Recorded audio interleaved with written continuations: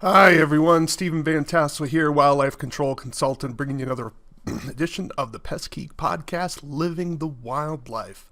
So, been out of the loop for a little bit, had some surgeries recently, so look, I'm getting back into the swing of things, and so wanted to talk today about deer repellents, because I do think this is an area of potential growth for wildlife control operators and pest control operators that we're not taking full advantage of, as we have exploding deer populations across the country, and sometimes some wildlife agencies are better than others at trying to reduce the pressure of those numbers, as more and more deer are realizing that suburban and even urban areas are basically hunt-free zones. Hopefully that'll change soon, but probably not soon enough. More people are realizing that deer are just chowing up their property. So I think this is an area of potential financial growth for the wildlife control operator, pest control operator interested in getting into this. So I wanted to give a little bit of a background about deer repellents so you can understand them a little bit better. And then we'll talk about which repellents work the best. So why don't we get started? All right. So this is basically from my website, wildlifecontrolconsultant.com. This is two recent blogs that I've done, and the date we have now is October 24th, 2020. So I'm dating myself here. So this is something you can certainly look up on your own, or you can simply get it off the screen as we're talking here before you. But if you're just listening, carry along. And so we're going to talk about basically Repellent Theory. Okay, so how do we categorize, or I shouldn't say how do the researchers and scientists categorize repellents? So let's first define what a repellent is. A repellent is a chemical that's designed to be aversive or cause a reaction, a negative reaction to the animal that it's being used for. So, and that's the key word there, a chemical. So this makes it different than frightening devices. So frightening devices do not rely on chemicals. They rely on sensory stimulation without the use of a chemical. That would be sound and light, or sound and light together, or some sort of bioacoustical issue.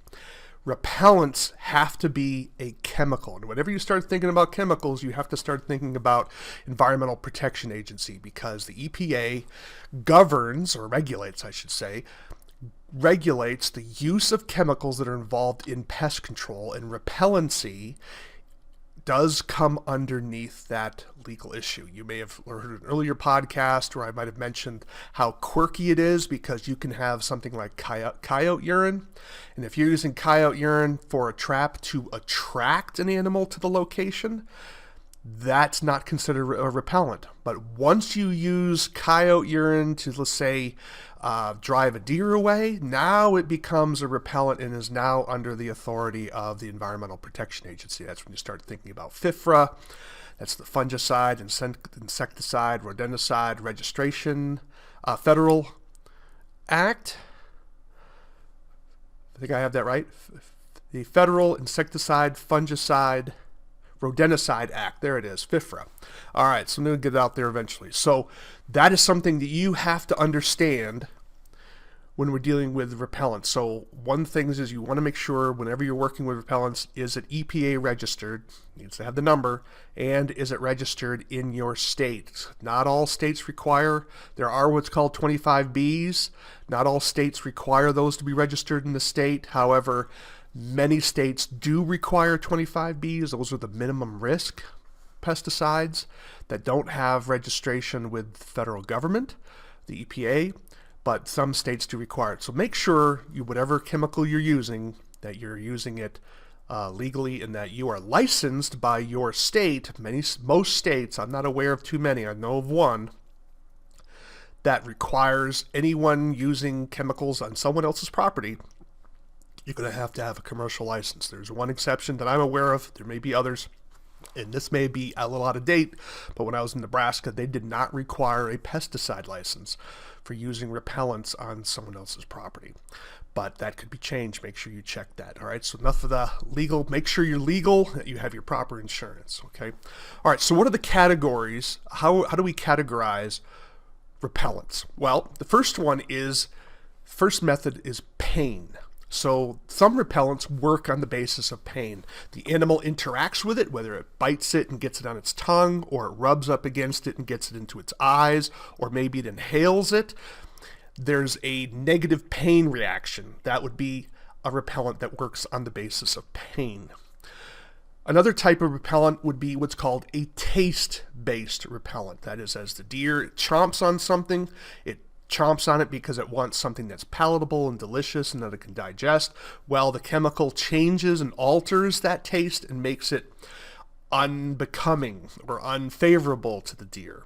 Now, the next one would be fear-based repellents. This is where the deer or other animal are, when they smell the product or interact with the product, get a sense of doom. Perhaps it has a predator-type odor to it that reminds them of something that wants to eat them, and that would be a fear-based repellent. Lastly, we have a category called aversive conditioning repellents, and these are repellents that rely on that sick stomach feeling you got when you went to that dodgy restaurant or maybe Coach Roach. Okay, so those are the four main categories of repellents. And the reason why that's important is because they work in different ways. And so if you're using a repellent and someone's saying, I was using capsaicin, well, that's a pain-based repellent and they didn't have success with it, then perhaps you need to transition over to one of the other repellents. It's important for you as professionals to understand what the options are and how they work. One of the downsides of repellents is that most of them require the deer to chew a plant first to interact with it. The fear-based repellents often do not. Those would be what's also called as area repellents. So you have contact repellents and you have area repellents. Contact, the deer must make contact with the repellent in order to experience the repelling qualities. Area repellents mean that the deer only has to necessarily smell the product or perceive the product in order to get that repelling action. As a rule of thumb, contact repellents work better than area repellents. But that's not always the case, because area repellents, the wind blows the wrong direction, the deer may not even perceive it, right? Because the wind's going the wrong direction. So there's a lot of variabilities here, but you need to keep those four categories in mind. Is this a pain-based repellent? Is it a taste-based repellent? Is it a fear-based repellent? And is it an aversive conditioning repellent? Aversive conditioning, let me sort of lay that out again, is the animal eats it, everything goes down fine, it gets a sick stomach later on, it remembers that it ate that bush and realized there was something about that bush that caused it to have a sick stomach, and then it avoids that area in the future. One of the downsides of these contact repellents, where the deer has to bite and consume it first in order to experience the repellency, is that there's going to be some plant damage. You need to be sure that your customers understand there will be some damage initially before the deer realize this is a bad place to be. Okay. If you have clients who are just like, if I lose a leaf off of that plant, there's just going to be hell to pay. Repellents are not the way to go. I'm just probably going to tell you, unless an area repellent may help, but it's probably going to be better for you just to have fenced the area or use something a little bit more aggressive. Okay. So that has to be understood straight away. You got to understand those four modes of action. Is it a pain-based repellent? Is it a taste-based repellent? Fear-based repellent? Or an aversive conditioning repellent? Now, those are the four categories, but understand you can have a repellent that actually uses more than one mode of action. In fact, most of your repellents are going to try to incorporate a taste repellent as well as the other mode. So let's say, for example, you have a pain-based repellent, let's say a capsaicin type repellent. It may add in another product, maybe some garlic or something like that, where it's going to try to have some taste effect as well. But there's generally going to be a primary mode. Some products will have a secondary mode as well. All right. Hope I didn't confuse you there. But understand those primarily modes of action, all right? So now let's get to the thick of it here, and let's look at what are some of the actual active ingredients. And so we want to be sure we talk about active ingredients. When you read the label, and again, these are pesticides, you say, well, they're not killing anything. That's true, but according to the law, any chemical used to repel is under FIFRA, and that means it's under EPA regulation. So it's a pesticide. The pesticide means that you must follow the label because the label is the law. So you have to be properly licensed. You need to be properly insured. If you have any questions about this sort of thing, you need to contact your state's Department of Agriculture.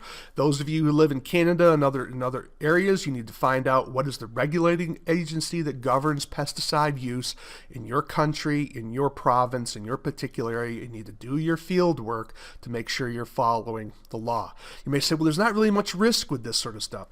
I get it, right? I understand. It's not like this isn't strychnine, right? This isn't zinc phosphide or aluminum phosphine gas or aluminum phosphide, right? So this is, granted, these are pretty low-end products in terms of their toxicity and threat to humans and other animals. That's absolutely true, but they're not safe, right? We can't call them safe.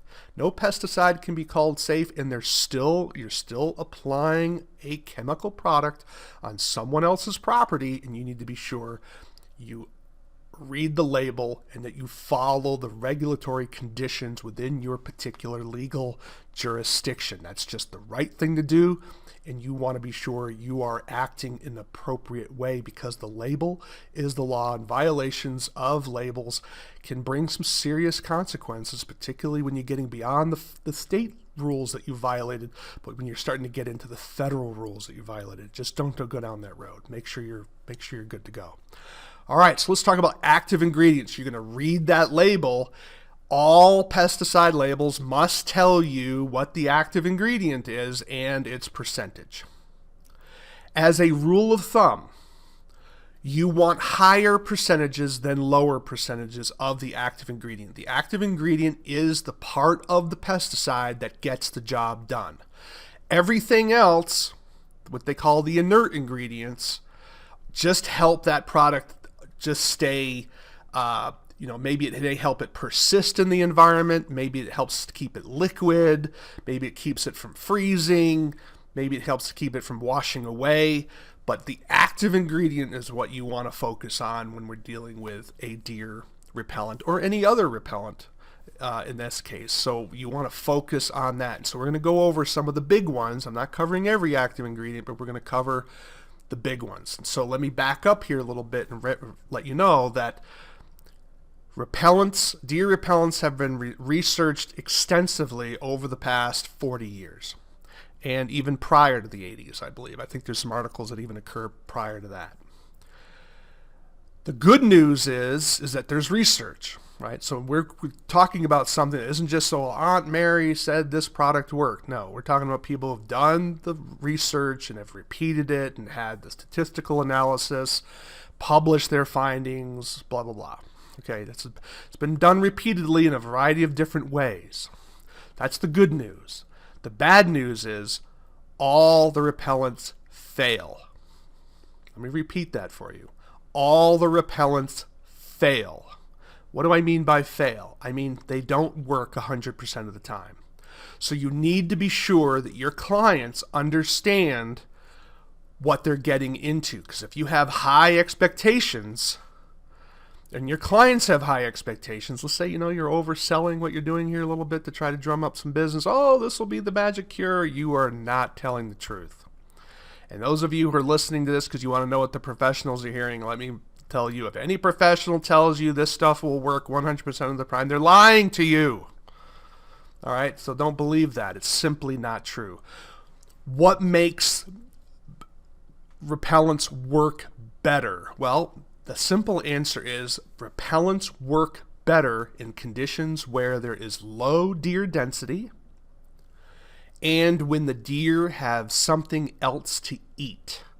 So for example, if you have one field next to another field and you treat one field with a repellent, but the deer can go over and eat at the other field unmolested, your repellents have a better chance of working. In fact, you may be amazed. You're like, wow, this really works. And it will. Until this field gets eaten up. And then the deer have to hold their nose and come back to your field. So here's how that works. When you have a repellent and you're using it, make sure the neighbors aren't. But understand, once the deer ravage your neighbor's yards and there's nothing else available for them, they're going to ravage the one that you treated. That's just the reality of it. Number 3, different repellents work better in different seasons. So some repellents may work better in the wintertime. Some repellents will work better in the spring.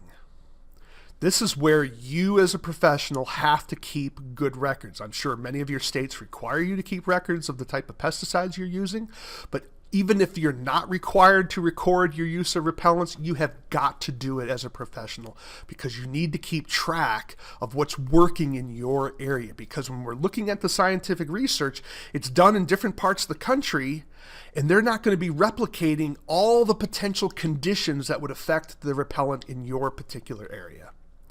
Because, and also remember, conditions change. So if you have a heavy snowfall, where the deer are incredibly stressed, then understand that probably nothing's going to work. But if you're in a year where the deer have access to other food sources, it's not that bitterly cold, maybe you have somebody out there feeding them who shouldn't be doing that, but in any event, the pressure is down, maybe there was a really successful hunting season that year, you will find your repellents working amazingly well. The other thing you want to think about is repellents work better when they're done before the deer find your plants. That's going to be a hard sell because typically your clients are going to call you after their plants have already been found. So that's the business side of that is going to be difficult for you.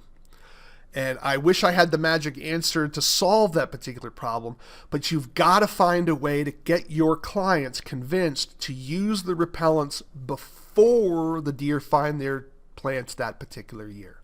So you're going to have to understand there's probably going to be a little bit growth and training time. So this is something, if you're a little bit slow in the wintertime or maybe slower in the early spring, this may be something you want to dabble with, maybe even do some of the work for free as you're getting some experience. I'm not telling you how to run your business. That's not my purpose here. But I'm just trying to brainstorm with you how you're going to roll this out so you can become comfortable with how you're going to use this particular product and find out what types of marketing techniques and how your own application will work in different areas. So I'll leave that to you. Would love to get some feedback. You can reach me at wildlifecontrolconsultant@gmail.com, wildlifecontrolconsultant@gmail.com. Okay, so those are the general principles about how the best way to use repellents. You want to use them where there's low pressure, if possible. You want to be sure that the deer have something else to eat. That makes them more effective. You want to apply them before the deer find the plants. And then, of course, you're always going to follow whatever the label guidelines are.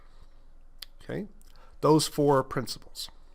All right, so let's talk about the specific active ingredients, because that's what we want to focus on here. So the first one is ammonium soaps of higher fatty acids. Your label may phrase it a little bit differently. It may call them ammonium soaps. You may see higher fatty acids. There may be some different ways it's phrased, but you should see something similar to that on products with this particular active ingredient. This is one of the aversive conditioning ones. Again, the deer has to eat, consume the product, and get a sick stomach out of it. So there's going to be damage after you're using this particular product because the deer has to feed on it in order to get that aversive conditioning. The research shows that generally you can reduce damage to the plants by about 50%. That's pretty good. Again, but it's not 100%. None of these repellents are 100%. Okay? Now, you may get something higher than that. Often these research projects are done in areas with high deer densities. Some of them, the numbers are amazing how high in terms of how they calculated it out. Normally, most states want to have, this is a rule of thumb, 20 deer per square mile. When you start getting to deer at 100 deer per square mile, that's like they're ravaging everything. That's when you get those 6-foot browse lines, when you start getting up to the 100 deer per mile. Okay, to kind of give you a little rules of thumb to kind of work that out in your particular area. Okay, but ammonium soaps of higher fatty acids and heavy deer pressure, you probably should get about a 50% reduction. Okay, how about capsaicin? I've already mentioned capsaicin is a pain-based repellent. That is, when the deer eats it or gets it around their eyes, there's a burning sensation. It's the same stuff out of your chili peppers, and that's the kind of effect we're going for. They found you could basically get some effectiveness for up to 2 weeks, because again, all these repellents have to be reapplied.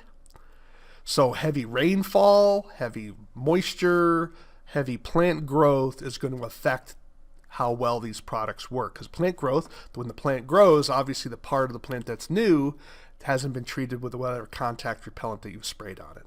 Okay, so capsaicin can work for about 2 weeks. And again, read the label, because if you're using, I've seen some products out there, they're using 0.062% capsaicin. You're like, what? That's like barely anything. And the researchers agreed, and they're like, no, it doesn't work at that level. It's like probably like adding a little pepper to your food if you like pepper. You got to get it up to that 6.2% or higher. Okay, but it does wash off. So think about that. You want to think about reading that label, making sure you don't just look at it as, oh, it says capsaicin. What is the concentration of that capsaicin? Because there's no effect at the 0.062%. You got to get it at the 6.2%, which is significantly higher. Okay, how about coyote urine? Okay, coyote urines can work. They work on the basis of fear. Make sure you're getting something that's packaged for use as a pesticide. It means there needs to be an EPA label on them. There are products out there that are available for that. Don't just go buy it from your local trapping supply store and start squirting it around, because understand that's probably hasn't been sterilized. So if you get it into a crack, you may get an infection. I heard of a trapper who was doing some work with trapping, had some coyote urine. Some of it got onto his hands. He had cuts in his hands and got an infection from it. Was it from the urine? I don't know. I'm just taking him at his word. Just be careful. Urine is urine. Pee is pee. Treat it like such. Okay. But I'm telling you, don't use off-label urine in the field when you're working at using it as a pesticide. Using it as a lure to catch a coyote, that's perfectly legal. When you start using it as a pesticide, that's because you're looking for that repellent action. Now you're getting into the world of FIFRA. You don't want to be going down that road. Make sure you're buying something that's sold as a repellent that has the coyote urine as the active ingredient. Okay. There was some efficacy with coyote urine. The researchers were not that impressed. In fact, I'm not aware of a bobcat urine that's been labeled for deer at this time, but the research showed that bobcat urine actually had a better efficacy rate for repellency than coyote urine. Go figure. Don't know why. Maybe somebody will get their bobcat urine registered with the EPA. All right, dried blood. Now, it may be kind of weird. This is from slaughterhouses. It's typically pig blood or bovine or cow blood, and they capture that. They basically dehydrate it, pelletize it, and that can be used to you sprinkle it around the foundation of your plants, and that can work up to 11 weeks to reduce deer damage to your area. Other studies found that the efficacy of this particular product was even lower. So again, it can be a hit or miss with some of these products. So when you hear me giving you numbers on efficacy, take those as sort of the upper end, assume it's going to be worse for you, and then that way, with low expectations, you'll always be surprised. Okay.